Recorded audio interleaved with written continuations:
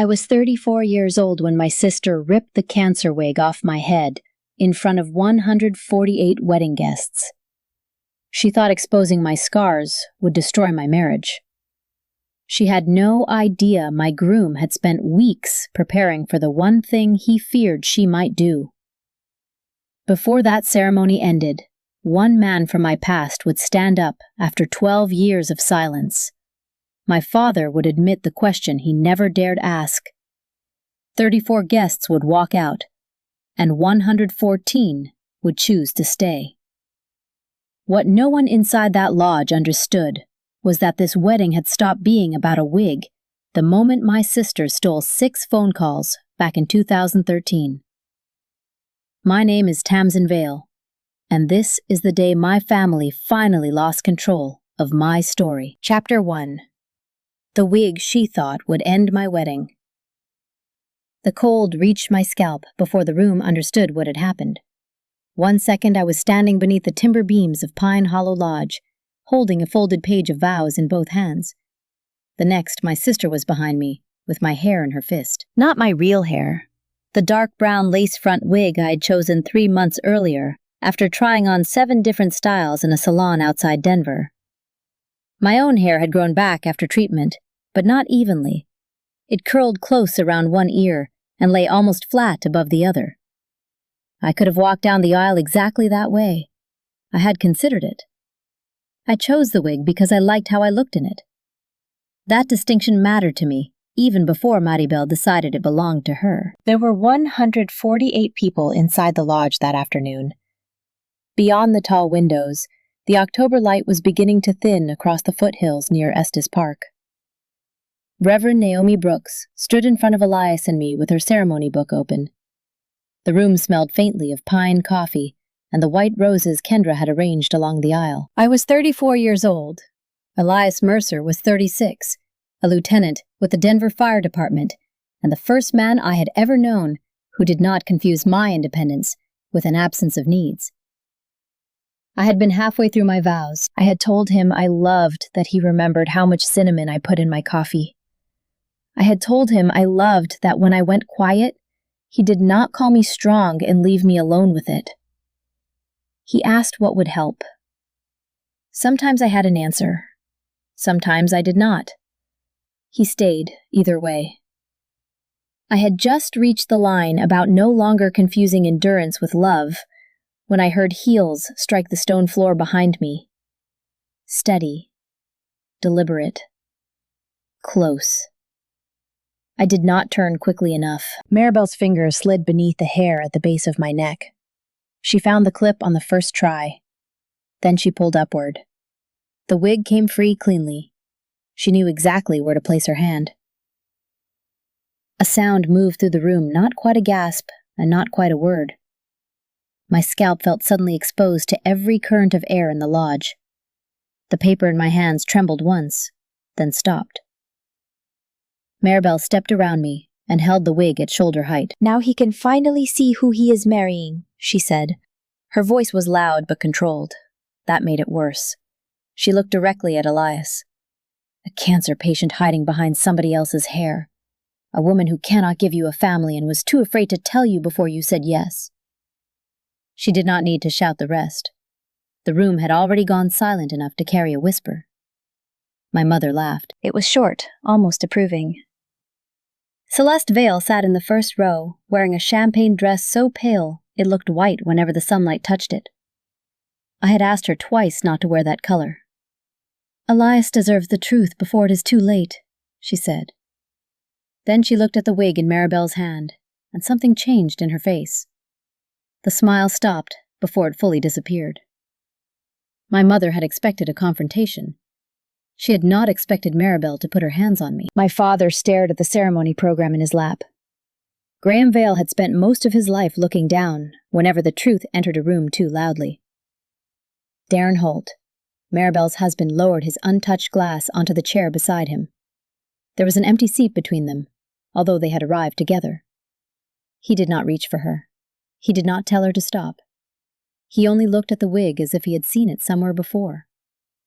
Kendra moved first. She came from the second row carrying the soft gray headscarf I had worn during radiation appointments. She held it out without trying to wrap it around me. Jonah Reed stepped away from the wall near the altar. He was one of Elias's closest friends from the firehouse. He moved into the space between Maribel and me, calm and watchful, but he kept his hands at his sides. Reverend Naomi closed her book. "Tamsen," she said gently, "do you want to stop the ceremony, leave the room, or continue?" Near the rear doors, a lodge manager began writing on a clipboard. Another staff member took a position near the exit. We had warned them there might be a family disruption. None of us had imagined this. I looked at the scarf in Kendra's hands. For 1 second, I wanted it more than I had wanted anything that day. I wanted to cover my head and erase the feeling of 148 pairs of eyes resting on the uneven curls that had grown back after chemotherapy. Then I looked at Maribel. She was still holding my wig. If I covered my head because I wanted to, that was one thing. If I covered it because she had decided when I should feel ashamed, that was something else. I lowered my hands. Elias stepped between us. He did not yell at Maribel. He did not touch her. He did not seize the microphone or start performing anger for the room. He looked only at me. "Do you want to stop?" he asked. "Or do you want them to know what this really is?" We had discussed the possibility that Maribel might interrupt the wedding. She had sent emails to the planner after I removed her from the bridal party. She had called relatives about my medical history. She had told Elias I could never have children. We knew she might make a scene. We did not know she planned to tear the wig from my head. I looked at Elias and said, "Tell them only what we agreed." He nodded once. Reverend Naomi handed him the microphone. "What happened here was not an impulsive reaction," Elias said. "It was prepared." Maribel gave a sharp laugh. "Prepared? That is what you are calling the truth now?" Elias did not answer her. Darren stood in the third row. 11 days ago, he said, I saw a wig in our bedroom that looked exactly like Tamsen's. I saw Maribel practicing how to remove it from a mannequin. The room changed again. Not louder, tighter. Maribel turned toward her husband. "You said you understood why I needed it." "I said I understood that you were angry," Darren replied. "I never said this was right." Elias kept his voice level. "That is all we are sharing about the wig right now." He did not mention the receipt. He did not mention the photograph Darren had taken. He did not mention the draft Maribel had written for social media. Those came later. Maribel had been with me during my final dress fitting. She had offered to place the wig back in its storage box while I changed. At the time, I had thought the gesture was unusually kind. I did not know she had photographed the label, sewn beneath the lace. Now I understood why her hand had found the clip so easily. Maribel lowered the wig slightly. "I was not trying to humiliate her," she said. "I was making sure Elias saw what she had hidden. A truth is useless if everyone in the room is allowed to look away." There it was, the belief beneath everything she had done. My sister did not think she was cruel. She thought her pain made her qualified to decide how I should be seen. Elias looked toward the fourth row. "The wig is only the first proof that this was planned," he said.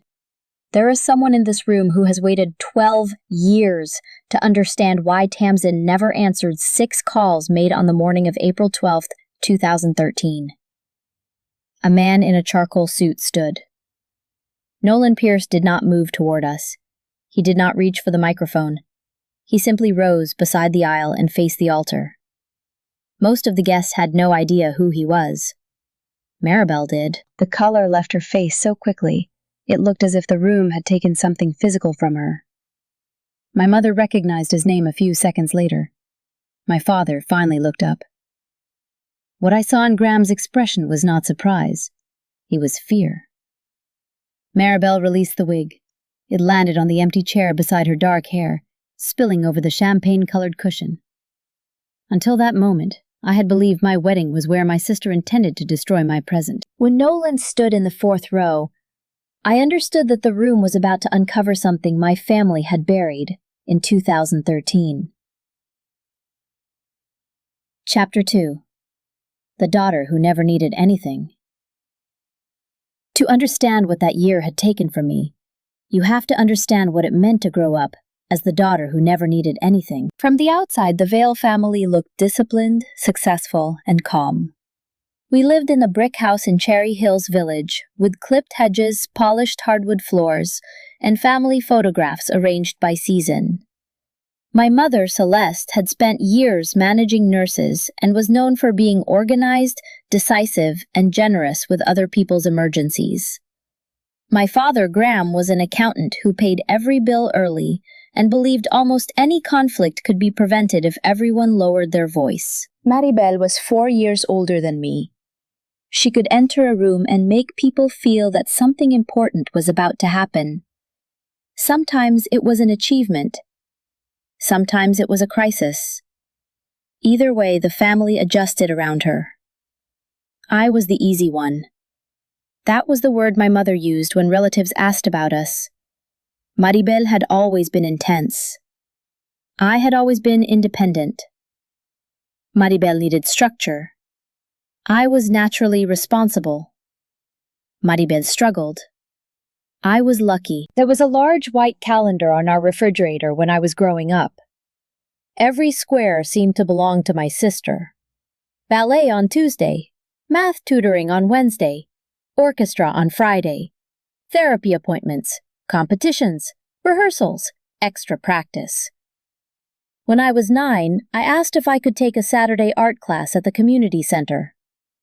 My mother did not even look at the brochure for very long. "Maribel needs her activities to stay focused," she said. "You draw all the time at home.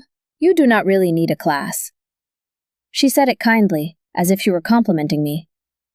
I folded the brochure and put it in my backpack. That was the year I began to understand that being able to wait often meant being expected to wait forever. When I was 17, I received an academic scholarship that covered most of my first year of college. The letter arrived on a Thursday afternoon. I read it twice in the driveway before going inside because I wanted a few minutes when the news belonged only to me. That evening, Maribel learned she had not been accepted into a summer internship she wanted. My mother found me carrying the scholarship letter toward the dining room. "Maybe do not mention that tonight," she said. "Your sister is already feeling rejected."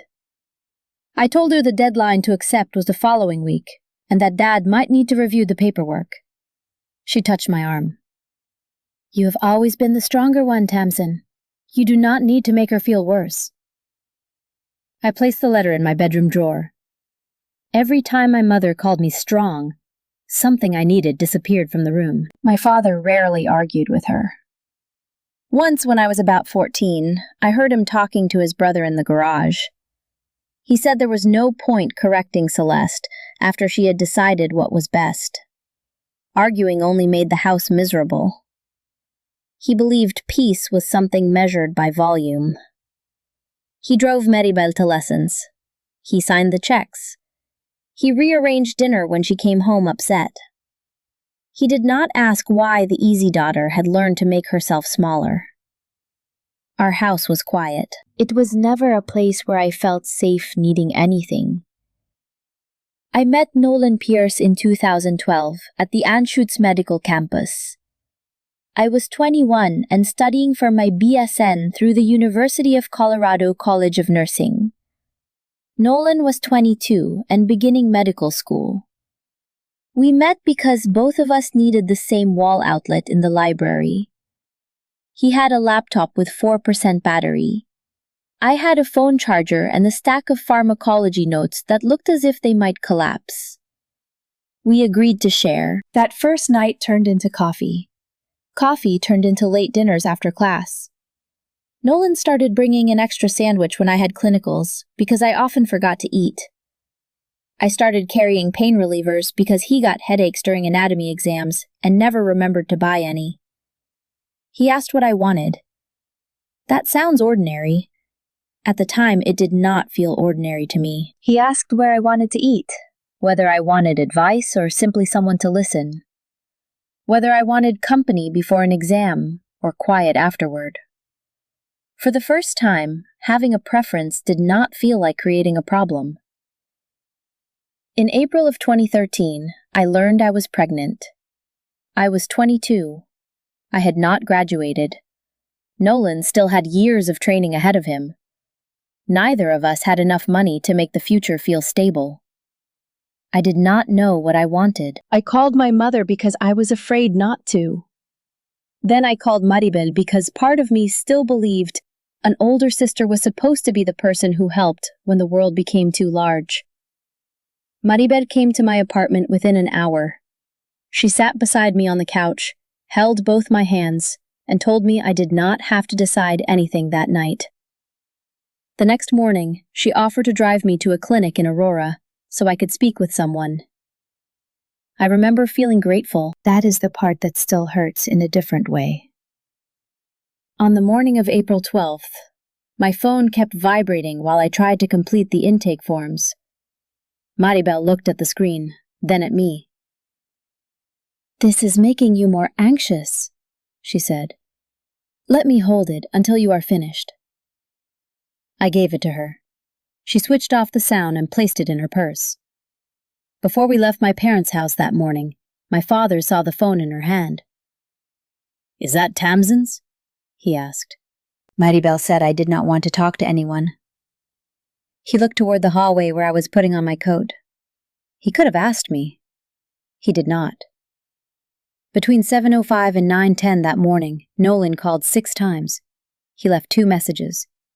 In the first, he said he was leaving the hospital and wanted to meet me.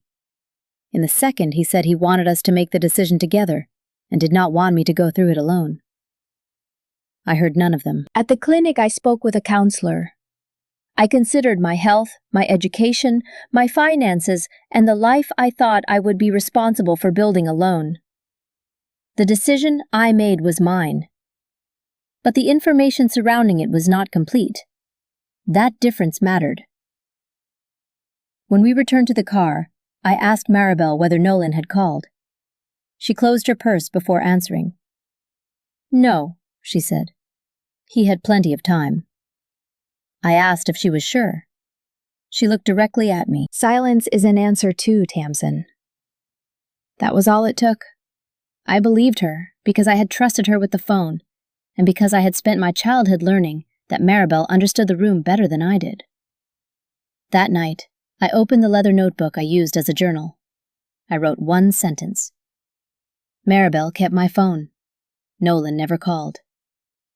The first half was a memory.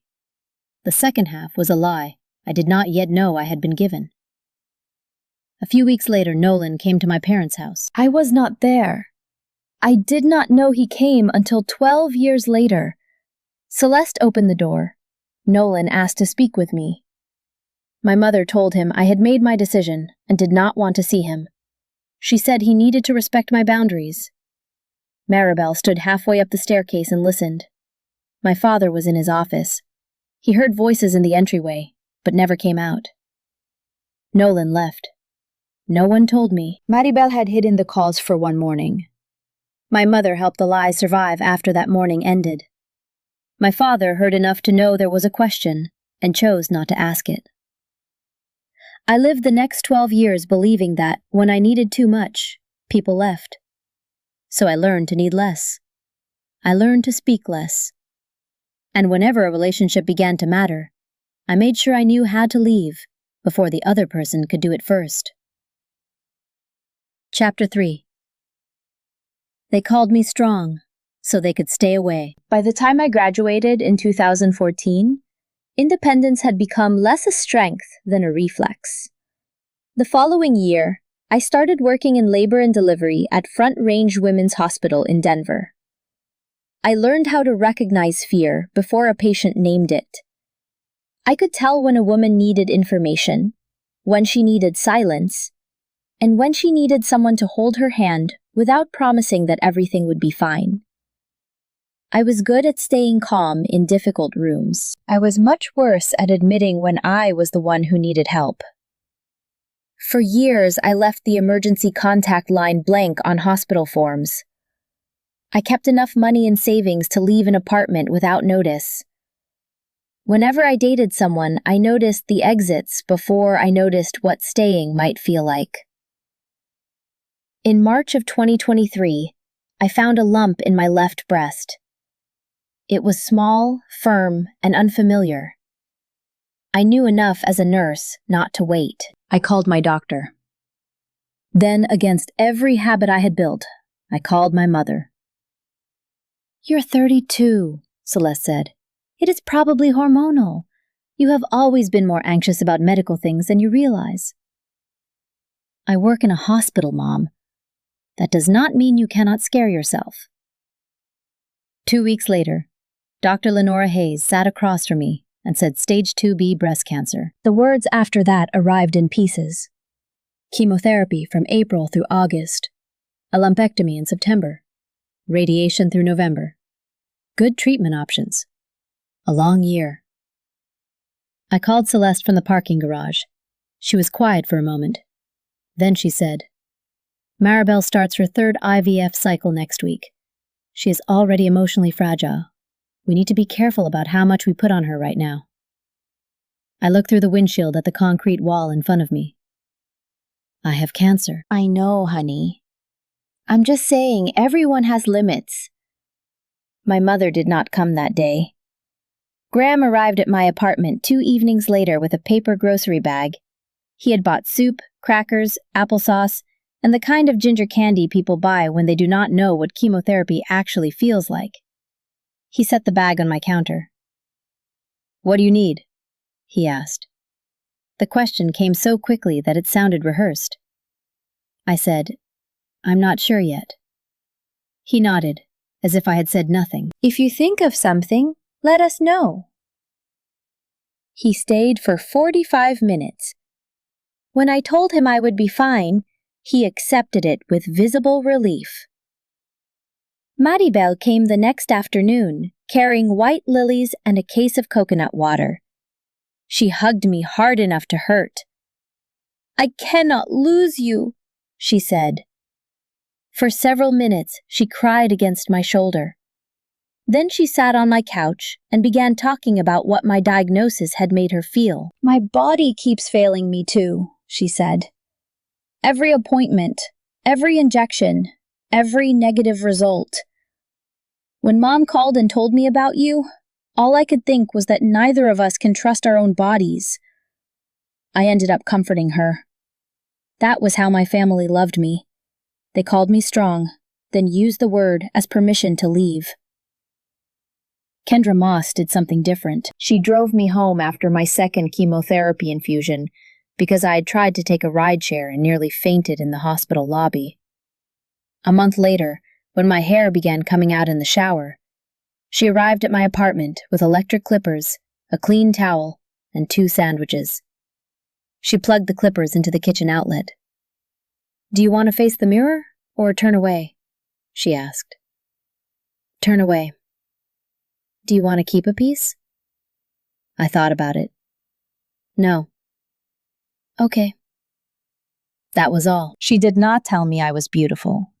She did not tell me I was brave. She did not take a photograph.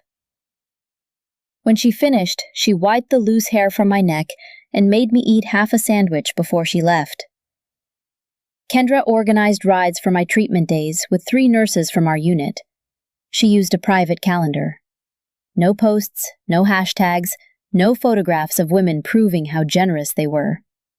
They simply showed up.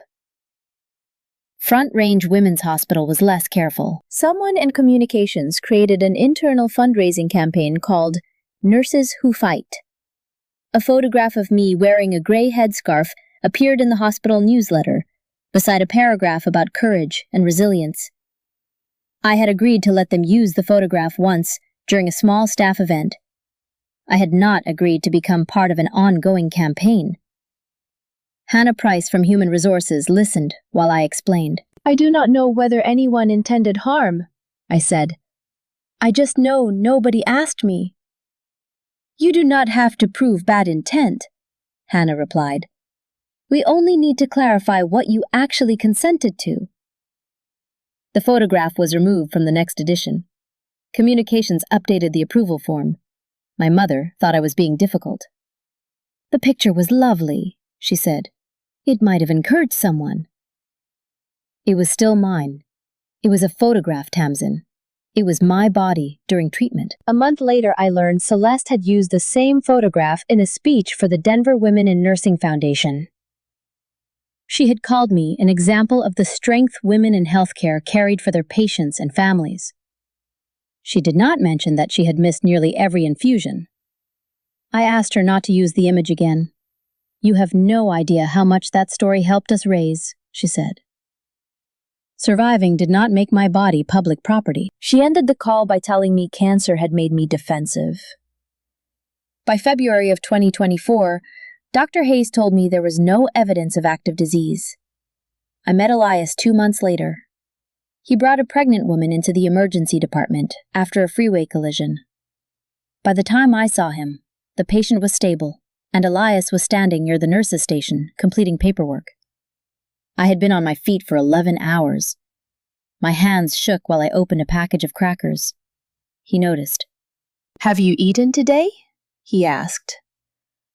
"Those crackers are technically food. That was not my question." I laughed before I meant to. He did not stare at my short, uneven hair. He did not ask why it looked the way it did. When we started seeing each other, Elias never praised me for being low maintenance. He asked practical questions. "What would help right now? Do you want advice or company? Is this something I can tell my sister, or is it private?" He remembered which foods my stomach still tolerated after treatment. He knew I could handle oatmeal, but not eggs in the morning.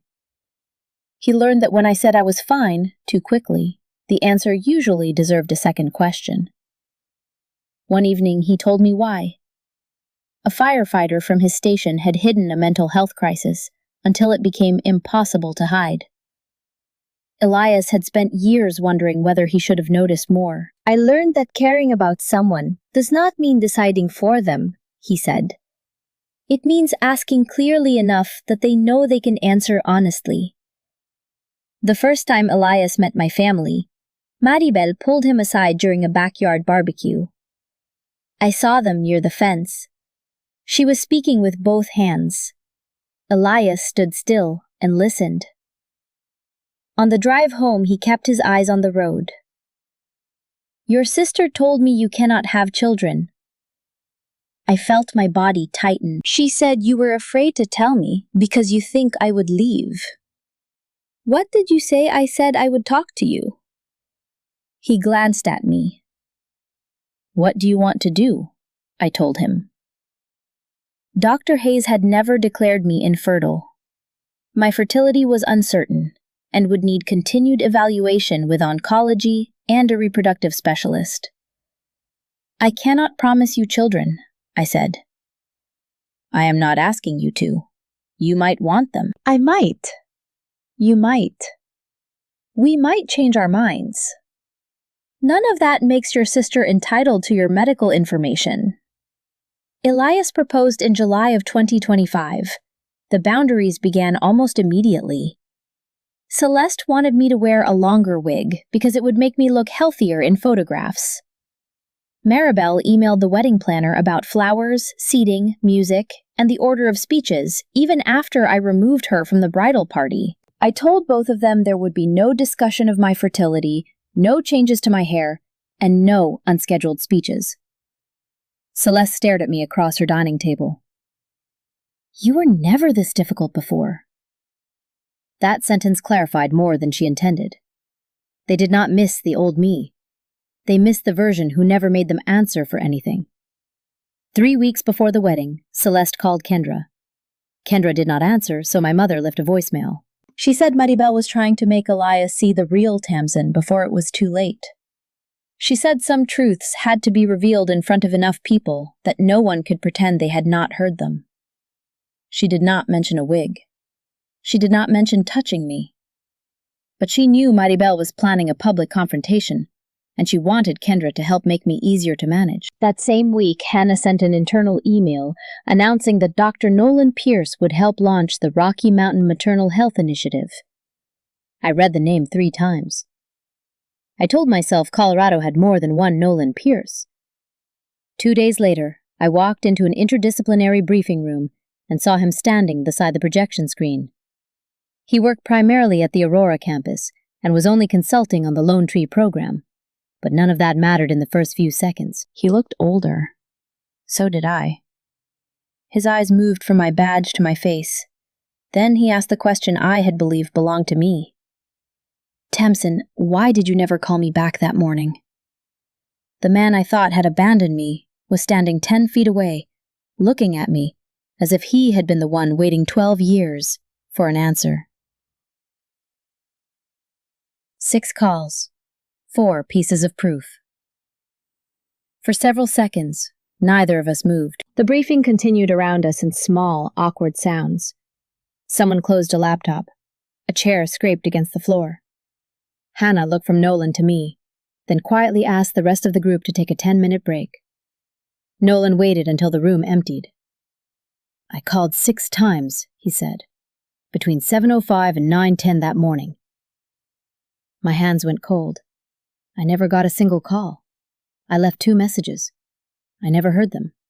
He studied my face, not as if he doubted me, but as if he were trying to understand where 12 years had gone.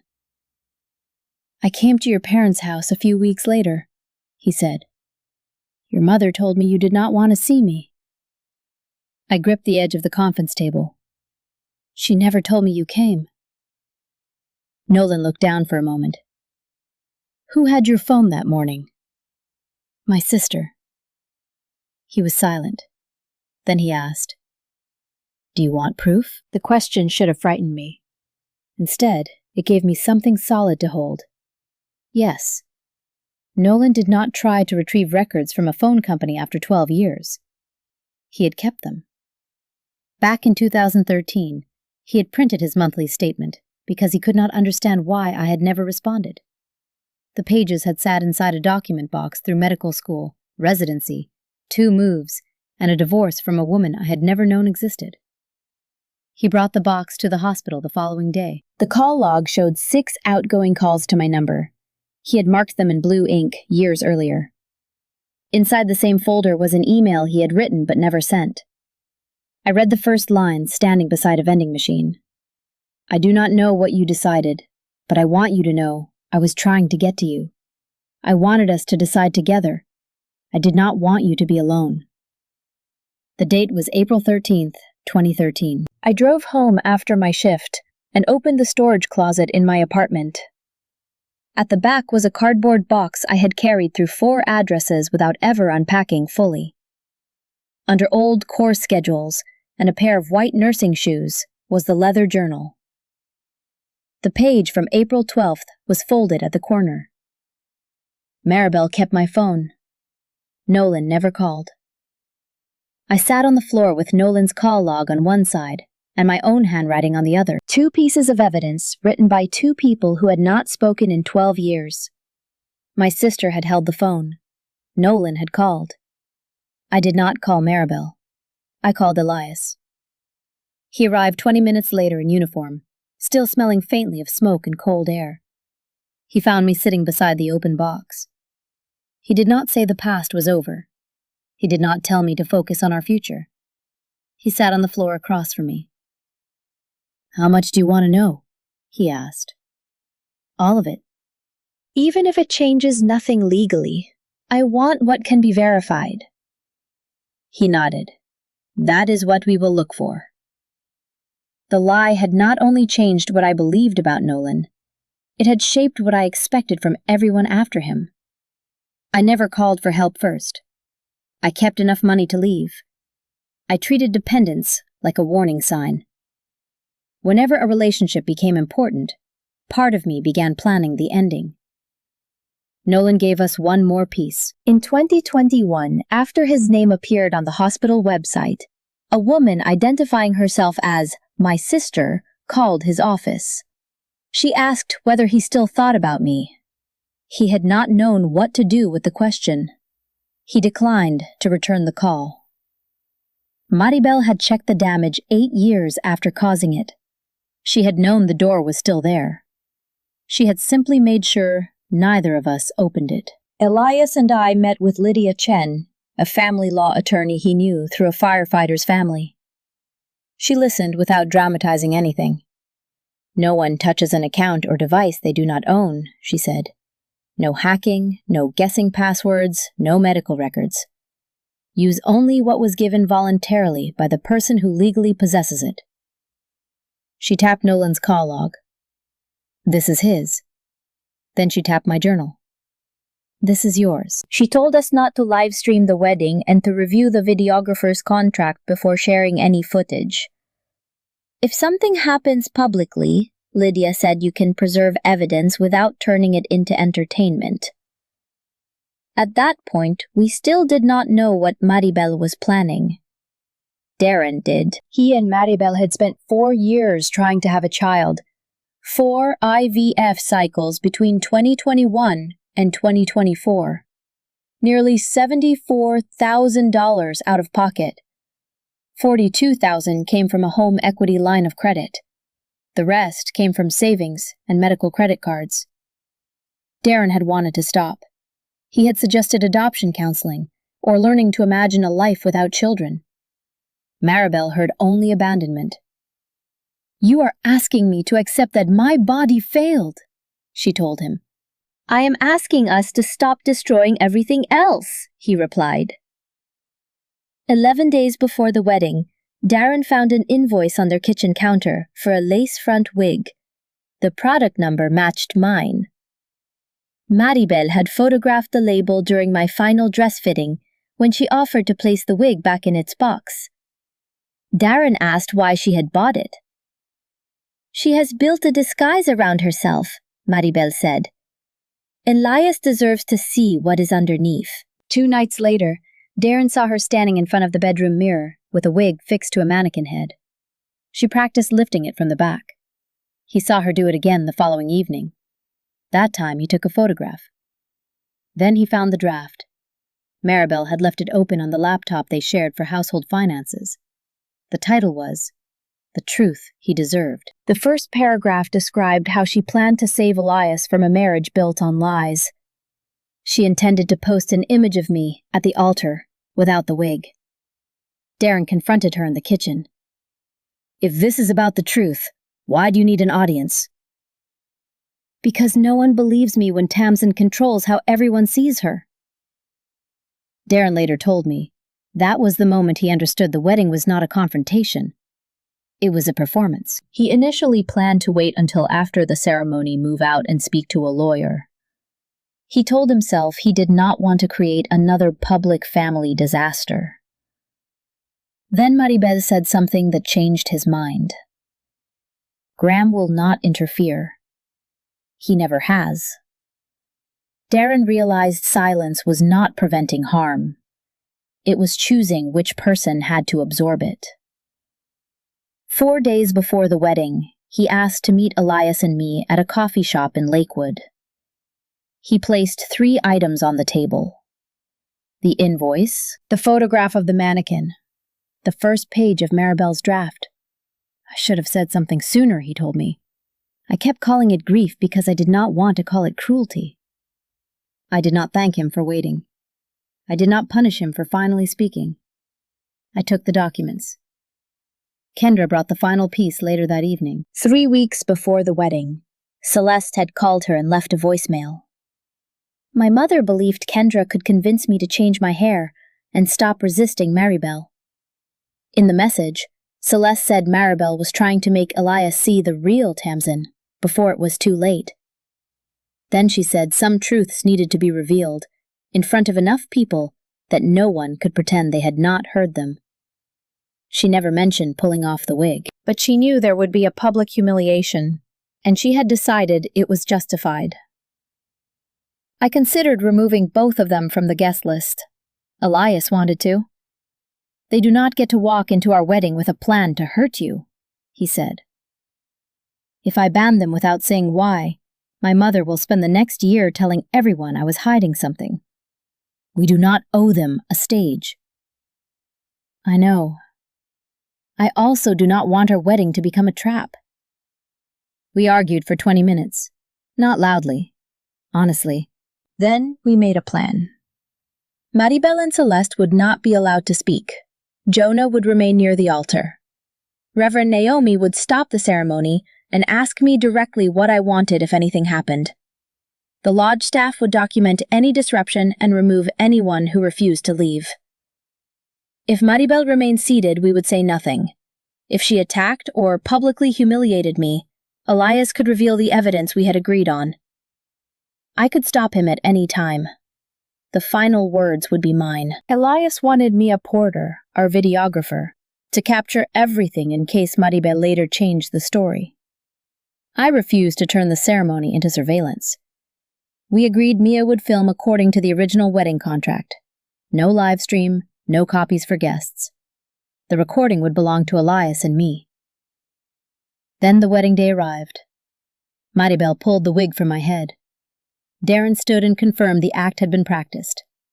Nolan rose in the 4th row. And now, as Elias held the microphone at Pine Hollow Lodge, I looked at my father. Graham was not staring at Nolan like a man hearing an impossible accusation. He was staring at the floor, like a man who had spent 12 years hoping no one would ask the question he had avoided. The next piece of evidence would expose what Maribel had done, but it would also force my father to choose for the first time in his life between silence and the truth. Chapter 5. The People Who Stayed. Elias unfolded the call log and handed it to Reverend Naomi. He did not pass it through the room. He did not hold it above his head like a trophy. He simply explained what it showed. On April 12, 2013, Nolan Pierce had called my phone 6 times between 7:05 and 9:10 that morning. Maribel had been holding the phone. Nolan remained standing in the 4th row. He said he had wanted to come to the clinic. He had wanted us to decide together. He had never chosen to leave me there alone. His voice was steady. He did not speak as if he were trying to reclaim me. He spoke like a man returning something that should never have been taken. Kendra brought me the leather journal. I opened it to the folded page and read the sentence I had written 12 years earlier. Maribel kept my phone. Nolan never called. I looked at the guests. The first half was my memory, I said. The second half was the lie I was given. Celeste rose from her chair. This is not the place for private family matters, she said. That was when I understood that my mother was not denying the truth. She was objecting to the fact that she no longer controlled how it was told. Elias looked at me. Do you want to continue? He asked. I said yes. Kendra played the voicemail Celeste had left 3 weeks before the wedding. My mother's voice filled the lodge. She said Maribel was trying to make Elias see the real Tamsen before it was too late. She said certain truths had to be revealed in front of enough people that no one could pretend they had not heard them. The message did not prove that Celeste knew Maribel would pull the wig from my head. It proved she knew there would be a public humiliation and had decided I deserved it. My mother insisted her words had been taken out of context. Darren stood again. Maribel told me Celeste supported confronting Tamsen in front of the guest, he said. I did not know she planned to touch her, but they both knew this was supposed to happen publicly. Maribel began to cry. For the first time that day, she looked less angry than exhausted. She said no one understood what 4 failed IVF cycles had taken from her. She listed the injections, the procedures, the debt, and the years of waiting for a future that never arrived. Then she looked at me. You have always been the lucky one, she said. You got the scholarship. You got the career. You survived cancer. You got Elias. Even now your future is still open. I believed her grief. That did not make her actions acceptable. Your pain explains why you were desperate, I said. It does not give you the right to take my phone, my past, my body, or my wedding. Maribel's eyes moved toward Elias. She still cannot promise you children. I did not let Elias answer first. Dr. Lenora Hayes never told me I was definitely infertile, I said. My fertility is uncertain. That uncertainty belongs to me, my doctors, and the man I chose to share it with. Elias stepped beside me. I knew before I proposed, he said. I am not marrying a guarantee about a future child. I am marrying Tamsen. Then he placed the microphone in my hand. I turned toward Maribel. You are not allowed at my home or my workplace. You are not allowed to contact me directly. You do not have permission to use my medical information, my photographs, or any recording from today. If there is a legal issue involving the video or what happened here, it goes through Lydia Chen. I looked at Celeste. You did not protect Maribel from pain. You protected her from accountability. You used my photograph to raise money as if my survival proved what a devoted mother you were. Then you helped create the room where that same illness could be used to humiliate me. My father stood. His face looked older than it had that morning. I should have asked why your phone was in your sister's bag, he said. The room became still. I asked him what he had known. He said he had seen Maribel take the phone. He had heard it vibrating more than once. He had asked her about it, but he had never asked me. He had chosen the explanation that required the least conflict. We cannot repair 12 years of silence in 5 minutes, I said. He nodded. For once, he did not ask me to make the moment easier for him. Reverend Naomi asked Maribel to return the wig. Maribel reached for it, then seemed to remember she had dropped it on the chair. Kendra picked it up before she could. When Maribel tried to step toward me, Jonah moved between us and quietly directed her toward the exit. Celeste followed her. Graham remained standing for several seconds. Then he left through another door, alone. I faced the room. Anyone who believes I'm humiliating my family by telling the truth is free to leave, I said. 34 guests did. Some walked out quickly. Others hesitated before following Celeste and Maribel. 114 remained. Reverend Naomi asked whether I wanted to continue the ceremony. I said yes. Kendra offered me the gray scarf. I touched the fabric, then lowered my hand. I might wear it again another day. I might wear the wig again, too. Neither choice belonged to Maribel. Reverend Naomi invited the guests to stand for the remainder of the vows. Most rose immediately. Several people moved across the aisle and filled the empty seats on my family's side. I unfolded my page. I finished the sentence Maribel had interrupted. Surviving is not the same as living. Love is not a place where one person must become smaller, so everyone else can remain comfortable. Elias read his vows. He promised never to call me strong when what I needed was help. He promised to ask listen and stay, without taking my choices from me. We exchanged rings. We were married before sunset. That evening, Pine Hollow Lodge completed an incident report. The manager offered to contact law enforcement because removing the wig involved unwanted physical contact. I did not make that decision that night. I asked the lodge to preserve the report in the video. Maribel received written notice that she could not return to the property or approach us during the event. Lydia told me I could consider the rest after I had slept. Graham found me in the hallway before the reception ended. He apologized without explaining himself away. I told him he could email me. He could not come to my home or ask for a meeting until I invited him. A week later, Darren moved out. He and Maribel began dealing with their separation and the $74,000 of IVF debt they had spent years refusing to discuss honestly. A guest posted a short clip from the wedding without my permission. Mia Porter and Lydia helped me have it removed. I never released the full video. A business partner saw the clip before it disappeared and contacted Summit Crest Properties. Their compliance team opened an investigation. I provided only the information they requested. Maribel was suspended, then dismissed, after the company confirmed that she had planned to use a private image without my consent and had prepared the post using a work-connected laptop. I did not ask them to fire her. I only stopped protecting her from what she had done. Whitney Sloan sent me a short apology. She said she had believed Maribel's version for years. She also said, infertility grief did not give anyone the right to use an entire support community as cover for cruelty. The Denver Women in Nursing Foundation reviewed Celeste's conduct over 8 weeks. She was allowed to respond. The board eventually voted to request her resignation. I did not attend the meeting. 3 months after the wedding, Hannah helped me accept a position with the Rocky Mountain Maternal Health Initiative in Lone Tree. The work offered better hours, clearer privacy policies, and the chance to help women make decisions with complete information. Nolan worked primarily in Aurora. He was not my supervisor. He sent one email.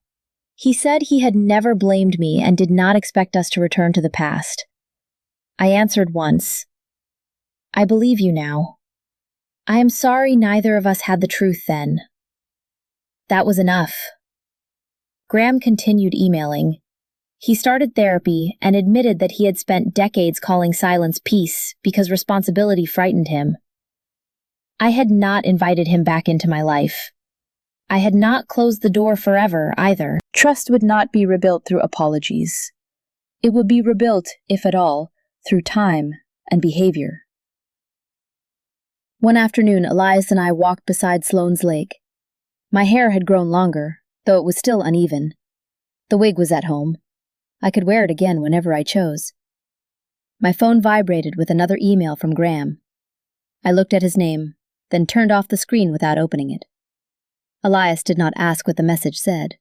He simply slowed his steps until he was walking beside me. A little boy ran past carrying a plastic truck. He did not look at my hair. He did not turn around. Peace was not everyone finally understanding me. Peace was knowing they no longer had the power to interrupt an ordinary afternoon.